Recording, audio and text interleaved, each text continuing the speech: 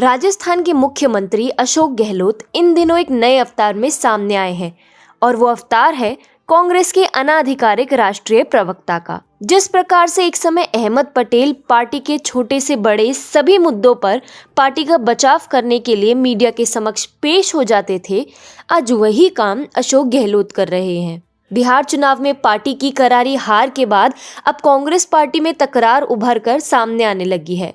कपिल सिब्बल जैसे कद्दावर नेता ने तो आत्मावलोकन तक की सलाह दे दी है और उनके अनुसार गांधी परिवार द्वारा वर्तमान स्थिति को नजरअंदाज करना पार्टी के हितों के लिए श्रेयस्कर नहीं होगा। उन्होंने यह भी कहा कि जिस प्रकार से पार्टी चल रही है उस प्रकार से कांग्रेस को एक भरोसेमंद विकल्प के तौर पर कोई भी भारतीय नहीं स्वीकारेगा। लेकिन सिब्बल ने इस बयान को सार्वजनिक तौर पर क्या कह दिया, मानो गहलोत की आत्मा को एक गहरी चोट पहुंची। महोदय ने आक्रामक लिहाजे में ट्वीट किया, पार्टी के आंतरिक मुद्दों को इस तरह से बाहर लाने की सिब्बल जी को कोई आवश्यकता नहीं थी।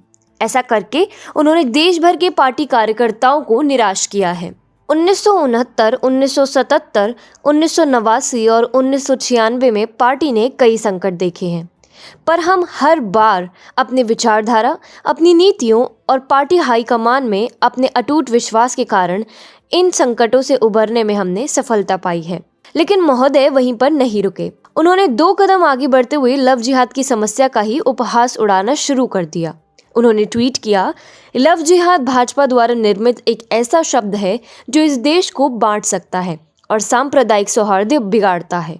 विवाह निजी स्वतंत्रता की बात है और इस पर रोक लगाने वाला कोई भी कानून स्वीकार नहीं किया जा सकेगा, क्योंकि यह असंवैधानिक है। प्रेम में जिहाद का कोई स्थान नहीं। लेकिन गहलोत यहीं पर भी नहीं रुके। जनाब कहते हैं कि ये लोग यानी भाजपा एक ऐसा माहौल बनाना चाहती है जहां वयस्क लोग सरकार के रहमो करम पर रहें। विवाह एक निजी निर्णय है जिस पर अंकुश लगा के वे निजी स्वतंत्रता का हनन कर रहे हैं। दरअसल अशोक गहलोत एक ऐसे व्यक्ति बनने के कगार पर हैं जो गांधी परिवार की जुबान बोलते फिरे। कांग्रेस और प्रमुख तौर पर गांधी परिवार भली भांति जानता है कि यदि समय रहते स्थिति नहीं सुधरी तो 2024 आते आते उनके लिए सत्ता वापसी की संभावना लगभग असंभव हो जाएगी। इसलिए जहां एक तरफ अशोक गहलोत उनकी आवाज बनेंगे तो वही गांधी परिवार संभावित तौर पर सॉफ्ट हिंदुत्व का कार्ड खेलेगी, क्योंकि उसे पता है कि उसका अल्पसंख्यक तुष्टीकरण का फॉर्मूला उसे हिंदू मतदाताओं से बहुत दूर ले जाएगा। सच कहें तो जब से अहमद पटेल बीमार हुए हैं तब से अशोक गहलोत अनाधिकारिक तौर पर वो कंधा बनते हुए दिखाई दे रहे हैं जिस पर गांधी परिवार अपनी बंदूक रखकर चलाना चाहती है। यानी गहलोत के जरिए अब अपना वास्तविक संदेश सबको पहुंचाना चाहते हैं। परंतु अशोक गहलोत के इतिहास को देखते हुए गांधी परिवार का ये दाव हानिकारक भी हो सकता है। अगर दाव उल्टा पड़ा तो गांधी परिवार के लिए सत्ता वापसी हमेशा के लिए एक स्वप्न बनकर रह जाएगी।